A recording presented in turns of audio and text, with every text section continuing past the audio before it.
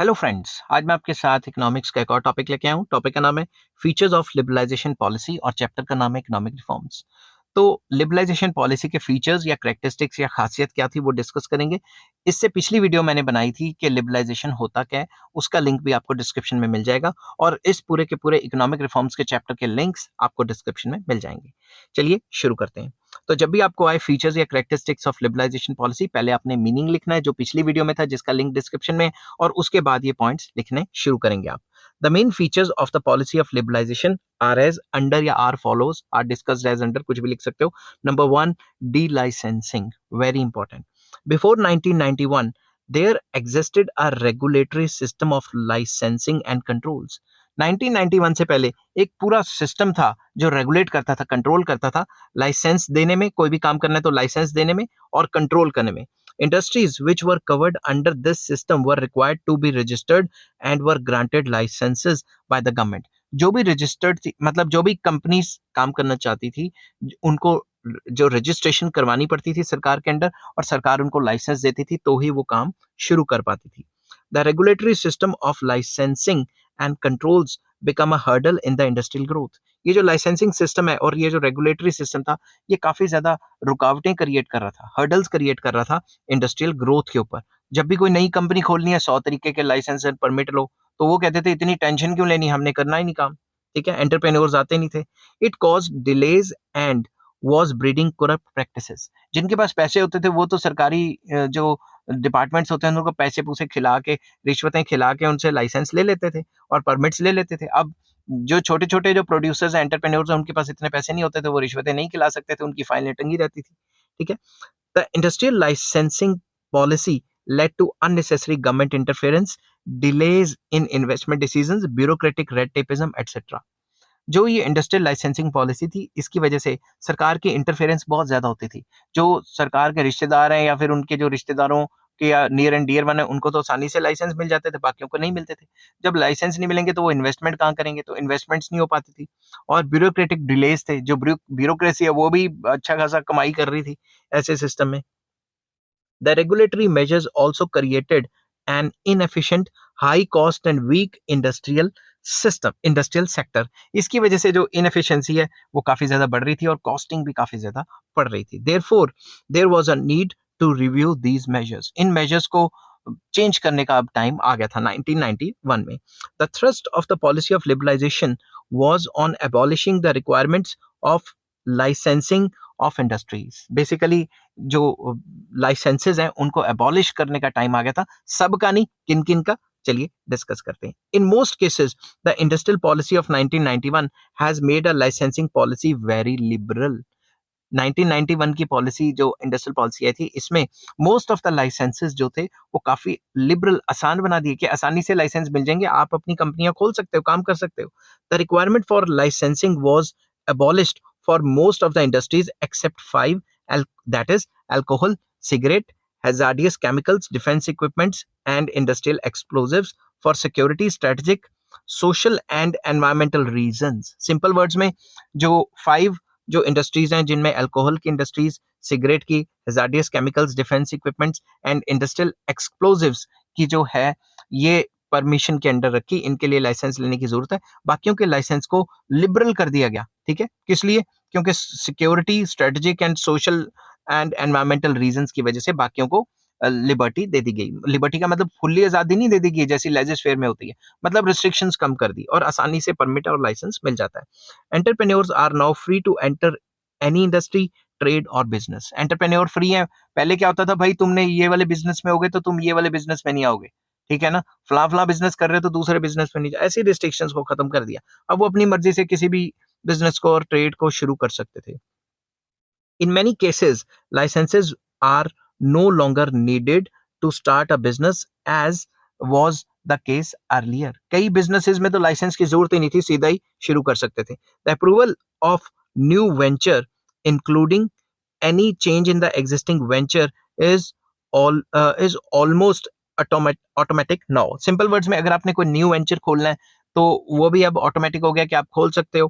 कोई existing venture में changes करने हैं उसको भी कर सकते हो। प्लांट का साइज बढ़ाना है या नई मशीनें लगानी है, अब उसकी फ्रीडम मिल गई। ठीक है, the licensing procedure in other cases where they are still needed to have streamlined so as to remove various irritants in the operation of licensing system. The removal of licensing system has given a greater role in the market forces. Simple words में जितनी भी रुकावटें आ रही थी industrial growth के अंदर, उनको हटाने के लिए जो लाइसेंसेस हैं और परमिट्स हैं, इनमें काफी छूट दी गई ताकि ज्यादा से ज्यादा कंपनियां आए, ज्यादा से ज्यादा इन्वेस्टमेंट्स हो और इंडियन इकोनॉमी की हालत पहले से बेटर हो और इंडियन इकोनॉमी को मार्केट फोर्सेस के हिसाब से चलाया जाए, डिमांड सप्लाई के हिसाब से चलाया जाए. सेकेंड करेक्टरिस्टिक या फीचर आ जाता है relaxation in controlling monopolies. Under the monopolies and restrictive trade practices, जिसको MRTP Act भी कहा जाता है, all the firms with assets above a certain amount, that is जो 1985 में 100 करोड़ था, were permitted to enter selected industries only and they were required to take approval of the government for any investment proposals. तो जो भी बड़ी बड़ी कंपनियां थी उनके ऊपर MRTP एक्ट लगाया जाता था कि जिनका 100 करोड़ से ऊपर का टर्नओवर है, मैं 1985 की बात कर रहा हूं, ठीक है, जिनके एसेट्स 100 करोड़ से ऊपर हैं, उनको परमिट किया जाता था कि तुम फला इंडस्ट्रीज में जा सकते हो और बाकी इंडस्ट्रीज या बाकी सेक्टर्स में नहीं जा सकते. उनको इन्वेस्टमेंट प्रपोजल जब भी वो लेके आते थे तो उनको अप्रूवल लेना पड़ता था गवर्नमेंट का. In order to make deregulation more effective, restrictions on functioning of monopolies have been relaxed. अगर इकोनॉमी में डीरेगुलेशन लेके आनी है तो ये इस टाइप के जो MRTP एक्ट की तरह है, इनको काफी ज्यादा रिलैक्स किया गया. Monopoly houses are now no longer required to seek prior government approval for the expansion and establishment of new industries. अब नई नई इंडस्ट्रीज बनानी है या फिर एक्सपेंशन करनी है तो उसमें सरकार की परमिशन या अप्रूवल की जरूरत नहीं रही. The emphasis has shifted now to controlling and regulating the monopolistic and restrictive unfair trade practices by taking action against the offenders so as to safeguard the interest of the consumers. Main emphasis रहा कि भाई monopolistic activities या monopoly create करके अपने आप को फायदा पहुंचाना या होर्डिंग वगैरह करके कंज्यूमर्स को नुकसान पहुंचाना, उस पर फोकस किया गया कि अनफेयर ट्रेड प्रैक्टिसेस ना की जाएं, बाकी सबकी कोई दिक्कत नहीं है. बड़ी बड़ी कंपनियों को कह दिया तुमने जो काम करना है करो मगर अनफेयर ट्रेड प्रैक्टिसेस नहीं करनी. ठीक है. थर्ड पॉइंट या थर्ड करेक्टरिस्टिक आ जाता है इंडस्ट्रियल लोकेशन पॉलिसी लिबरलाइज. पहले सरकार कहती थी फला जगह पे खोलोगे तो लाइसेंस या परमिशन में थोड़ा लिबरलाइज कर देती थी ताकि इनइक्वालिटीज कम हो और पिछड़े हुए इलाकों पे भी इन्वेस्टमेंट हो. अब सरकार ने कहा जहां जो करना है करो. ठीक है. In a departure from the earlier industrial location policy, freedom has been given to industries to start their operation at all locations other than the cities with more than 1 million population. जहां पे 10 लाख से ऊपर की population, 1 million मतलब 10 लाख से ऊपर की population होगी, उस लोकेशन के आसपास फैक्ट्रियां ना खोलो, बाकी कहीं पे भी खोल लो. और जो परमिशंस हैं वो थोड़ी लिबरलाइज कर दी. ठीक है. परमिशंस को आसानी से दे दिया. सिंपल वर्ड्स में there is no need for obtaining approval of government except for industries subject to compulsory licensing. जिनके लिए कंपल्सरी लाइसेंसिंग चाहिए वो काम छोड़ के, मतलब वो जो 6 काम थे ना केमिकल कुमिकल वगैरह वाले, ठीक है, उन काम को छोड़ के अगर आपने कोई और फैक्ट्री खोलनी है तो उसके लिए तो लाइसेंस लेने की भी जरूरत खत्म कर दी. नेक्स्ट आ जाता है removal of restrictions on mergers.